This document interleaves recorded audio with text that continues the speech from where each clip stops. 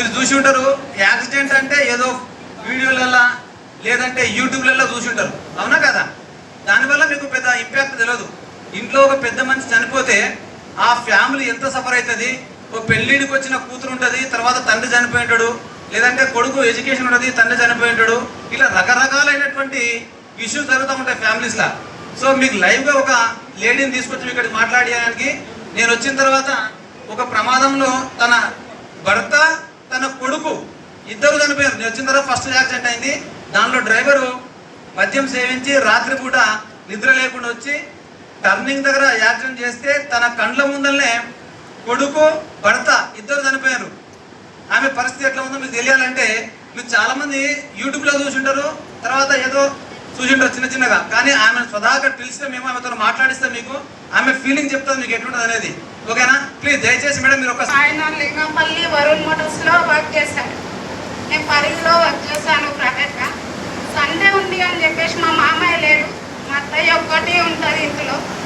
ఇంటికి వెళ్ళి ఇల్లు చూసేద్దామని చెప్పేసి సాటర్డే ఈవినింగ్ వెళ్ళాను. సండే ఊళ్ళో ఉండి మండే మార్నింగ్ బయలుదేరాం.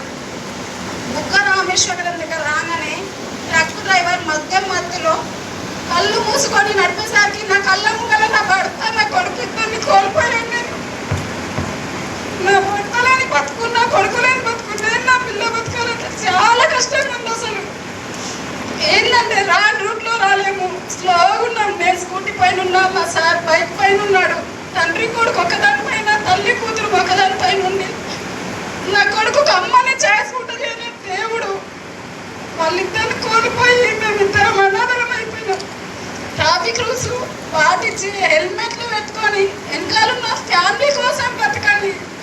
ఫ్యామిలీలో ఇట్లా అయిపోతే అసలు బ్రతుకు భారమై బ్రతకాలని విరక్తి వస్తుంది. నాకు 1 month అవుతుంది వాళ్ళని కోల్పోయి. మీరేం మాట్లాడాలి? ఆమె పరిస్థితి ఎట్లా ఉంటుందో తెలుసా? ఎవరికి చెప్పుకోలేని పరిస్థితి, ఏం చేయాలో అర్థం కాదు. కాబట్టి ఇట్లాంటి పరిస్థితి మీకు రాకూడదు అంటే ఖచ్చితంగా ఇక్కడికి వచ్చిన చాలా మంది కూడా లేడీసే ఉన్నారు. లేడీస్ అనుకుంటే ఏదైనా చేయగలుగుతాం. మీ అందరూ కూడా మీరు అనుకుంటే ఏదైనా సాధ్యమే. ఎందుకు చెప్తున్నంటే ఇంటికి పోయిన తర్వాత మీరందరూ కూడా మీ తండ్రి కానీ మీ ఎవరైనా వెహికల్స్ ఉంటే ఫస్ట్ తాళం చేసి తీసేసుకోండి. మీ అందరూ కూడా ఎవరైతే మన ఇంట్లో వెహికల్ కొన్నప్పుడే ప్రతి ఒక్కరింట్లో కూడా హెల్మెట్ ఉంటుంది, లేకుంటుందా? షోరూంలో మనం బండి కొన్నా షోరూమ్ వాడు ఖచ్చితంగా హెల్మెట్ ఇస్తాడు. కానీ మనం ఏం చేస్తాం తెలుసా? హెల్మెట్ తీసుకుపోయి సజ్జ మీద, టీవీ డబ్బా పైన హెల్మెట్ అనేది మనకు ఒక అలంకారమైన ప్రాయం అయిపోయింది. అది నీ చేతిలో డబ్బులున్నా బంగారం ఉన్నా ఎందుకు పనికిరాదు. అది హెల్మెట్ మాత్రమే నిన్ను కాపాడుతుంది. లైసెన్స్ ఉన్నా లేకున్నా అది సెకండరీ. బట్ నిన్ను కాపాడాలంటే హెల్మెట్ అనేది కంపల్సరీ పెట్టుకోవాల్సిందే. నేను మా మేడం తన పర్మిషన్ తీసుకొని ఒక కొత్త ప్రోగ్రామ్ చేద్దాం అనుకుంటున్నా. ఎవరైనా టౌన్లలో తిరగాలంటే హెల్మెట్ కొద్ది ఇబ్బంది అనిపిస్తుంది. కానీ వన్స్ ఒకసారి వికారాబాద్ దాటి హైదరాబాద్ సైడ్ పోవాలంటే మా ఎస్పీ మేడం గారి ఆఫీస్ దాటిన తర్వాత, అదేవిధంగా తాండూరు నుంచి పోవాలంటే మా పోలీస్ స్టేషన్ దాటిన తర్వాత, సంగారెడ్డి పోవాలంటే మన కొత్తగడ్డి దాటిన తర్వాత వితిన్ మన హెడ్ క్వార్టర్ నుండి మా ఈ ఎన్టీఆర్ బీజే జంక్షన్ నుంచి 1 kilometer రేడియస్ లోపల వదిలిపెట్టేసి ఎవరైనా టౌన్ దాటిపోవాలంటే ఖచ్చితంగా బ్యారికేడ్స్ పెట్టేసి హెల్మెట్ ఉంటేనే ముందలు పెట్టాడు. ఖచ్చితంగా స్ట్రిక్ట్ ఇంప్లిమెంట్ చేస్తాం. మేము ఎంత కఠినంగా ఉంటే అన్ని యాక్సిడెంట్ తగ్గుతాయి. నాకు తెలుసు ఆ విషయం. కంట్రోల్ ఎట్లా చేయాలో నాకు తెలుసు. హెల్మెట్ మాత్రమే మిమ్మల్ని కాపాడుతుంది. లైసెన్స్, ఆర్సీ, ఇన్సూరెన్స్ తర్వాత పనికి వస్తాయి. కాబట్టి మా మేడం దగ్గర పర్మిషన్ తీసుకొని ఖచ్చితంగా బ్యారికేడ్ చేసేసి హెల్మెట్ ఉంటేనే సిటీ దాటనిస్తాం వికారాబాద్. లేదంటే దాటని 1 week 10 days తర్వాత ఖచ్చితంగా స్టార్ట్ చేస్తాం. ఏదైనా ఒక కొంతమంది సర్వేకి వస్తుంటారు, మీకు తెలుసో తెలియదు. ఏదైనా ఒక పట్టణము బెస్ట్ సిటీ, బెస్ట్ మున్సిపాలిటీ అని ర్యాంకింగ్ ఇస్తారు. మీకు ఐడియా ఉందా? టాప్ 1లో వచ్చింది, టాప్ 2లో వచ్చింది మా సిటీ అని చెప్పి. దాన్ని ఎట్లా క్యాల్కులేట్ తెలుసా ఎవరికైనా? ఏదైనా సిటీ టాప్ ఉండాలంటే ఫస్ట్ వాళ్ళు వచ్చి శానిటైజేషన్ అంటే టాయిలెట్ చూస్తారు.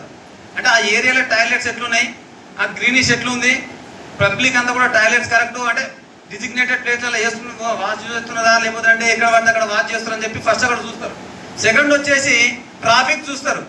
అంటే ట్రాఫిక్ మీద వీళ్ళకి మినిమం అవగాహన ఉందా లేదా, ఎక్కడ పడితే అక్కడ రాంగ్ పార్కింగ్ చేస్తుందా, ఎక్కడంటే యూటర్న్ చేసుకుంటుందా అనేది ఈ రెండింటి మీదనే వాళ్ళు క్యాలిక్యులేషన్ చేసుకుని ఆ సిటీ టాప్ ఉందా లేకపోతే లీస్ట్ ఉందా అనేది ర్యాంకింగ్ ఇస్తూ ఉంటారు. మీరే ఆలోచించుకోండి.